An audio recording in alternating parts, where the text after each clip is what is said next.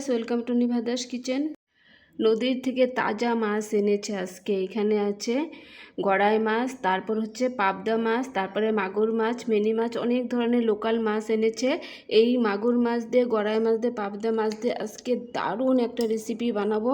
একদম তাজা মাছগুলো এই দেখো কি নড়ছে দেখছো? এই নদীর তাজা মাছগুলো খেতে যেটা মজা লাগে। দেখো পাবদা মাছও আছে।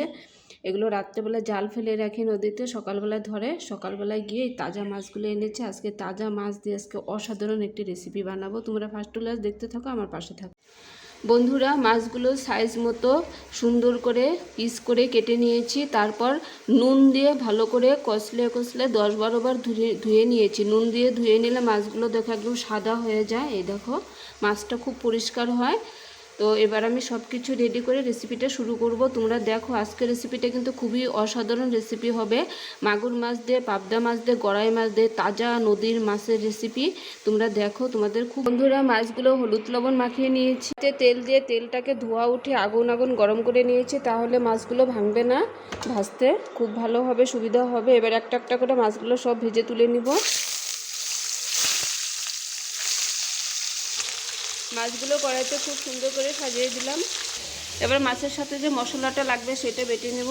কালারটা ভালো হওয়ার জন্য বেশ কিছু শুকনো লঙ্কা দিয়েছি। যে যেরকম ঝাল খেতে ভালোবাসে, আমাদের বাড়ির সবাই ঝাল খেতে ভালোবাসে। তারপরে দিয়েছি বড় এক টুকরা পেঁয়াজ কুচি, আর দিয়েছি আদা রসুন পেঁয়াজটা এবার ভালো করে বেটে, আদা লঙ্কা পেঁয়াজটা এবার ভালো করে বেটে নেব। তোমার লোকাল মাছটা হচ্ছে এরকম, যদি লোকাল মাছ আনো আলুটা সেদ্ধ করে রান্না করবে, তাহলে খেয়ে দেখো তোমরা এতটা মানে মজা লাগবে খেতে, সেটা বলার মতো না। আলু সিদ্ধ করে যদি তোমরা এরকম লোকাল মাছের রেসিপি বানাও, বড় বড় দুটো আলু সিদ্ধ করে ছুলে আমি ডুমো করে কেটে নিয়েছি আলুটা। মাছগুলো এক পাশে ভাজা হয়ে গেছে, আর এক পাশে উল্টে দিলাম। তোমাদেরকে বলেছিলাম না, তেলটা যদি আগুন করে একদম গরম, ধোয়া উঠে গরম করে নেওয়া হয়, তাহলে একটা মাছও ভাঙবে না, মাছগুলো একদম গোটা থাকবে। মাছটা ভাজতে ভাজতে আমার মশলাটা বাটা হয়ে গেলো। আমি শিলপাটায় মশলা বেটে তারপর রান্না করি, কারণ আমাদের বাড়ির লোক কেউ মিক্সিতে মশলা করা খেতে ভালোবাসে না। ওর জন্য আমি কষ্ট হয়, তবুও আমি বাড়ির লোকের মন খুশির জন্য আমি শিলপাটায় মশলা বেটে রান্না করি। তোমরা তো সেটা জানো, শিলপাটায় মশলা বেটে রান্না করে খাওয়ার মজাটাই কিন্তু একেবারে আলাদা। খুবই সুস্বাদু হয় রান্নাটা শিলপাটায় মশলা বেটে রান্না করলে।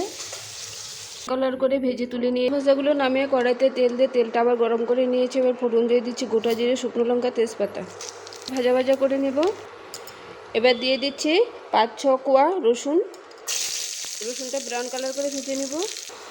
রসুনটাকে ব্রাউন কালার করে ভেজে নিয়েছি। তোমরা মাছ রান্না করলে কখনো রসুন বেটে দিবে না, এমন করে গোটা রসুন তেলে ভেজে তারপর মাছটা রান্না করবে, খেয়ে দেখো, খেতে অসাধারণ লাগবে। এবার দিয়ে দিচ্ছি সব আলু সেদ্ধগুলো ব্রাউন কালার করে ভেজে নিলাম। এবার দিয়ে দিচ্ছি পেঁয়াজ বাটা, তারপর আদা বাটা, লঙ্কা বাটাটা, 1 চামচ হলুদ গুঁড়ো দিয়ে দিচ্ছি, ছোটো চামচে 2 চামচ জিরে গুঁড়ো দিয়ে দিচ্ছি, 1 চামচ ধনে গুঁড়ো দিয়ে দিচ্ছি, মশলার বাটিটা ধুয়ে একটু জল দিয়ে আলুটাকে খুব ভালো মতো ব্রাউন কালার করে কষিয়ে নিব। মশলাটা যদি কষানো কম থাকে, ভাজা কম থাকে, খেতে কিন্তু খুবই বাজে লাগবে।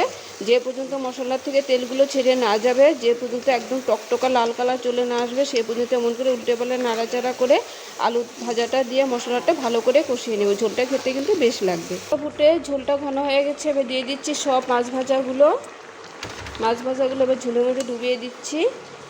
এবার দিয়ে দিচ্ছি বেশ কিছু কাঁচা লঙ্কা চেরা, ঝোলের স্মেলটা খুব ভালো হবে।